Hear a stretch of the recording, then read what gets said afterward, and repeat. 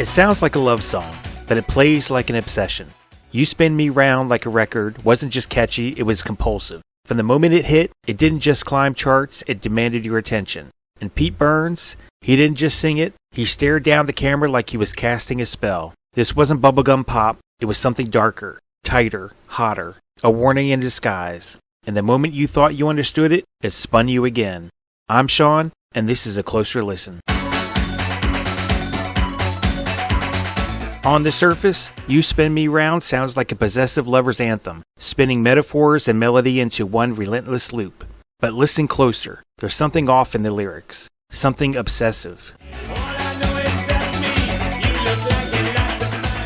That's not exactly poetry, it's sales language. The whole thing reads less like a declaration of love and more like a pitch, a plea, and maybe even a little bit of threat. You're Mine isn't something that's sung outright. It's something that's implied. This isn't about romance, it's about control.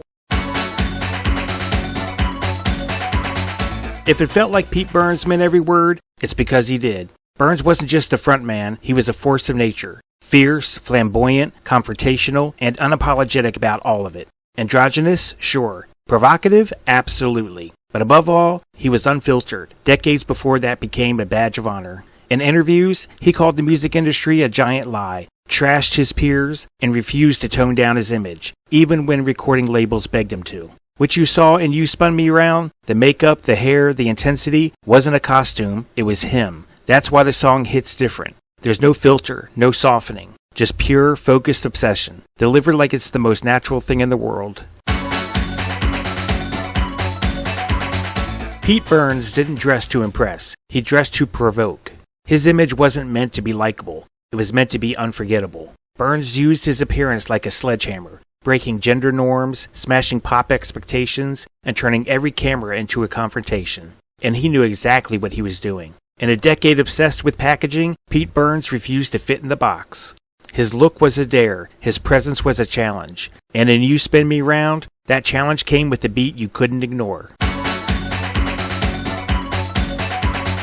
When Dead or Alive walked into the studio to record the song, they weren't trying to be subtle, they were trying to be unforgettable. The track was produced by Stock Aitken Waterman, the same team that would later define late 80s pop with Rick Astley, Kylie Minogue, and Bananarama, just to name a few. But in 1984, they were still nobodies. This song, it launched their empire and almost destroyed the band in the process. The song nearly didn't happen. Burns clashed constantly with the producers, who had never dealt with someone this stubborn or this specific in his demands.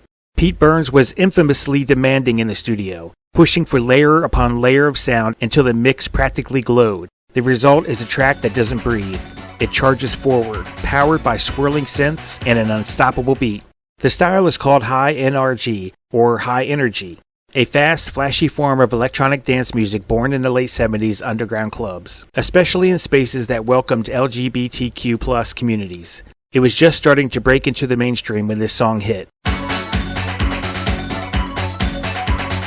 The music video for You Spin Me Around doesn't tell a story, it creates a mood.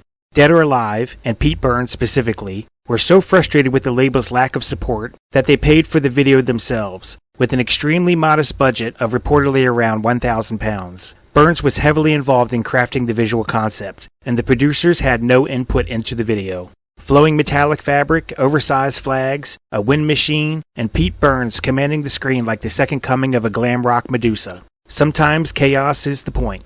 Pete Burns is framed tightly in most shots, gazing directly into the camera with the kind of stare that feels more like a dare than a performance.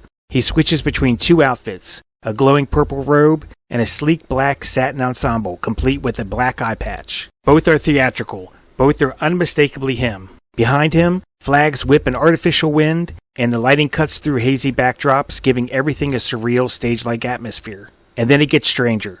Gold-painted arms with long fingernails rise up behind him, not in sync, but writhing like snakes, slow and deliberate. They don't mimic him, they extend him. It's as if his presence is too large, too strange, too captivating to be contained in one body. Later, the band appears back-to-back, slowly spinning, as long ribbons unravel from their bodies, maybe symbolizing the tape of a cassette unwinding. It's ritualistic, hypnotic, like they wound up too tightly and are now coming undone in front of us. You start to feel caught in the moment, like the song is spinning and you're spinning with it.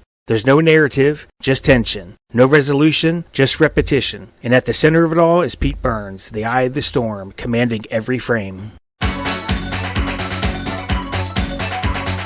When the song hit number 1 on the UK singles chart in early 1985, it wasn't just a win for Dead or Alive, it was a signal that something new had taken hold. The song didn't just make waves in the UK, it crossed over to the US, climbing all the way to number 11 on the Billboard Hot 100, a rare feat for a high NRG dance track at that time.